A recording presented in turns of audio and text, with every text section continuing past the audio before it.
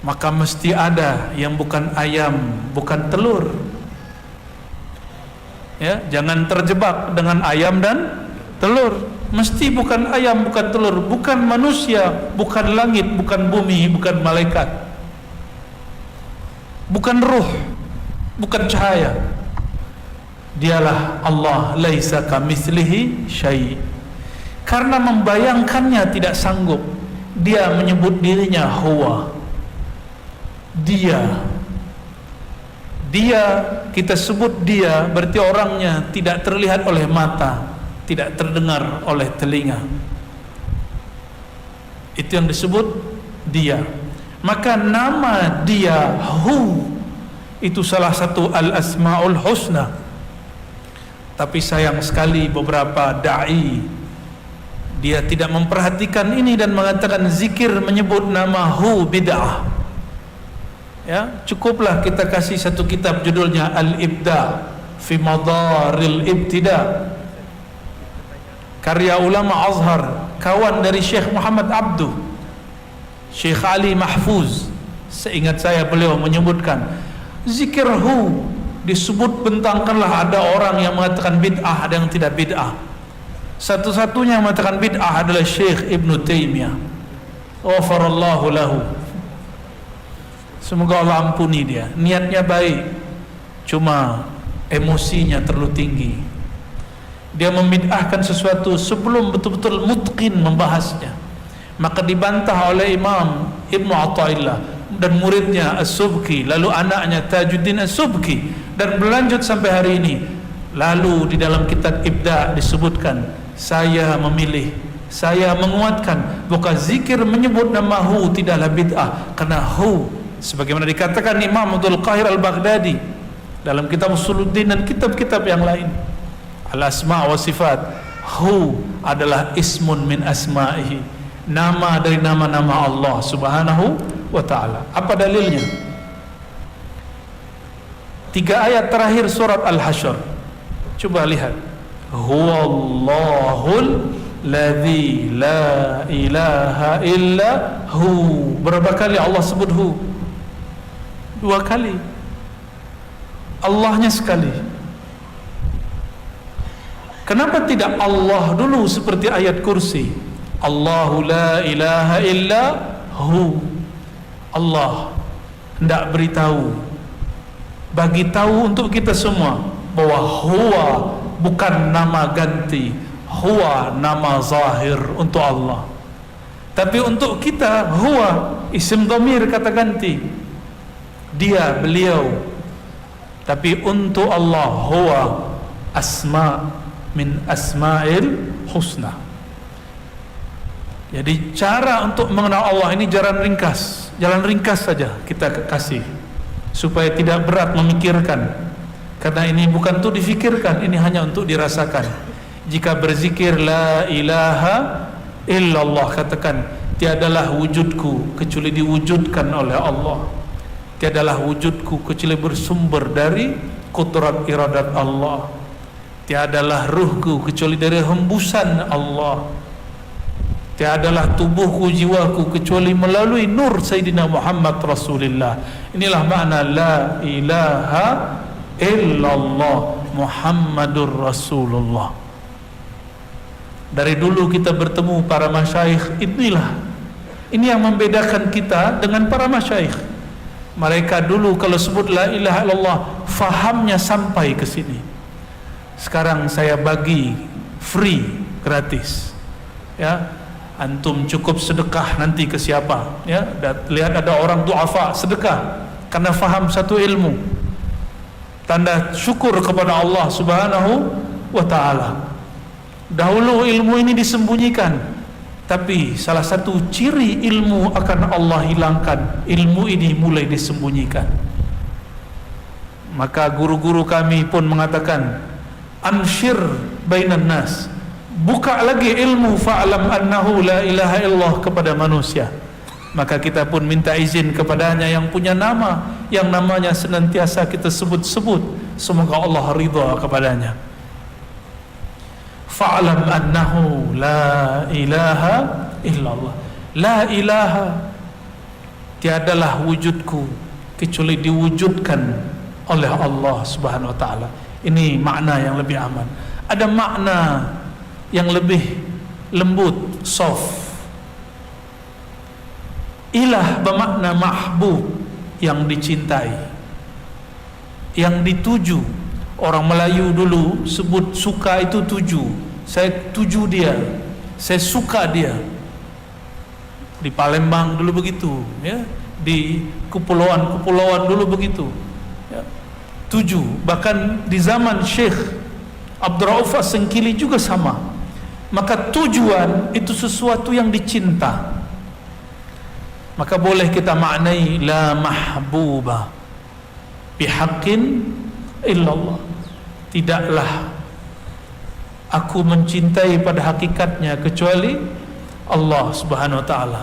Apa ciri-ciri kita sudah cinta kepada Allah? Aksarta dzikrah, engkau banyak menyebut namanya. Maka kalau kita tanya, apakah diriku sudah cinta kepada Allah atau cinta kepada ringgit dan dolar? Cinta mana? Karena mengenang Allah sungguhlah sulit. Saya bagi satu hadis lagi. Dalam hadis Ibnu Majah riwayatnya Hasan, Nabi berkalam, ala ukhbirukum bi khiyarikum.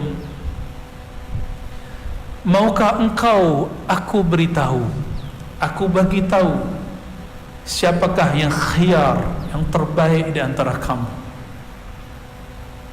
Di hadis yang lain Nabi mengatakan, ala adullukum, maukah kamu aku tunjukkan dengan amal yang khairikum, khairi a'malikum, sebaik-baik amalmu, yang paling tinggi di sisi Tuhanmu, paling diridainya, lebih mulia daripada jihad, lebih mulia daripada sedekah bil wariki wal zahabi. Apa itu? Di hadis yang Tirmizi disebutkan zikrullah, mengenal Allah, mengingat Allah. Tapi mengingat Allah itu ada di kolbu orang yang terbaik ini. Maka Nabi mengatakan, sebaik-baik kamu, semulia-mulia kamu, seutama-utama kamu, man idza ru'u dzukirullah, orang sosok manusia hamba yang jika engkau menatapnya, ru'u, mereka ditatap, mereka dipandang, mereka diingat, mereka didengar. Setiap kali engkau menatapnya, melihatnya, mendengarnya, dzukirullah, mereka membuat kamu ingat kepada Allah Subhanahu wa taala. Siapakah yang paling mulia di antara mereka itu? Itulah Sayyidina Rasulullah. Maka sahabat pandang Nabi, ingat Allah. Tabi'in pandang sahabat, ingat Allah. Tabi'ut tabi'in pandang tabi'in, ingat Allah. Maka kita pun hari ini mesti memandang guru-guru yang bersanad bersilsilah kepada Nabi SAW. Tuba liman ra'ani wa amana bi. Beruntung berjaya orang yang memandangku dan percaya kepadaku. Beruntung yang tidak pandang aku tapi memandang orang yang memandangku. Maka niatkan memandang guru, memandang bayang-bayang bekas-bekas wajah Rasulullah di wajahnya. Dulu ada seorang sahabat didatangi oleh tabi'in. Sahabat ini adalah Anas bin Malik. Kata seorang tabi'in, wahai khadim Rasulullah, jika sayyidul qaumi khadimuhum, penghulunya kaum adalah pelayannya. Jika kita melihat ada raja-raja, ada perdana menteri, presiden, orang-orang yang paling kuat adalah orang-orang yang di sekitarnya, menteri-menterinya, wakil-wakilnya, wuzaranya, wazir-wazirnya. Apakah ada yang lebih mulia daripada wazir-wazirnya Rasulullah, daripada khadamnya Rasulullah sallallahu alaihi wasallam? Sayyidina Anas yang 10 tahun dia menatap Rasulullah, didatangi oleh tabi'in. Apa kata tabi'in ini? Wahai khadam Rasulullah, izinkan bibirku mengecup mata yang dulu memandang Rasulullah SAW. Ada lagi yang datang, wahai sahabat Rasulullah, Manakah lidah yang dulu diludahi oleh Rasulullah? Ternyata ada sahabat yang ambil berkah Nabi, dia diludahi Rasulullah. Ada yang meminum air bekas wudhu Rasulullah. Semua ini ada di kitab-kitab yang sahih, Sahih Bukhari, Muslim, Abu Daud, Tirmizi dan lain sebagainya. Dan ini bukanlah bagian dari khurafat, ini bagian dari tabarruk, dan tabarruk min babil mahabbah, bab cinta. Maka aqrabu turuqi ilallah al-mahabbah, sedekat-dekat jalan kepada Allah adalah cinta, karena cinta melahirkan zikir yang banyak. Tapi bagaimana mau cinta jika tidak kenal kepada yang dicinta? Tapi bagaimana menyebut kenal? Engkau mengatakan engkau kenal di saat engkau meyakini, menyadari Allah tidak dapat dikenali. Itulah kalam As-Siddiq Sayyidina Abu Bakar radhiyallahu ta'ala anhu. Apa kata beliau? Ma'rifatullah itu ketika engkau mengaku tidak kenal kepada Allah, kecuali Allah lah yang kenal dirinya. Maka yang ada di dalam kalbu ini hanya sebagian dari nur yang Allah titipkan kepada kita. Araftu Rabbi bi Rabbi, kata Sayyidina Ali, aku hanya kenal Allah karena Allah yang mengajarkan ilmu ini kepadaku. Maka mintalah kepadanya melalui guru-guru mulia. Ambil zikirnya, ambil talqinnya. Tidak cukup talqin, tidak cukup zikir, mesti bermakrifat, ngaji dan ta'lim. Maka tariqati ana at-ta'allum wa ta'lim.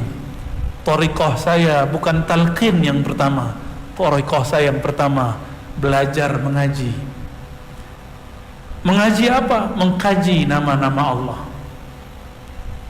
Inna lillahi tis'atan wa tis'ina isman.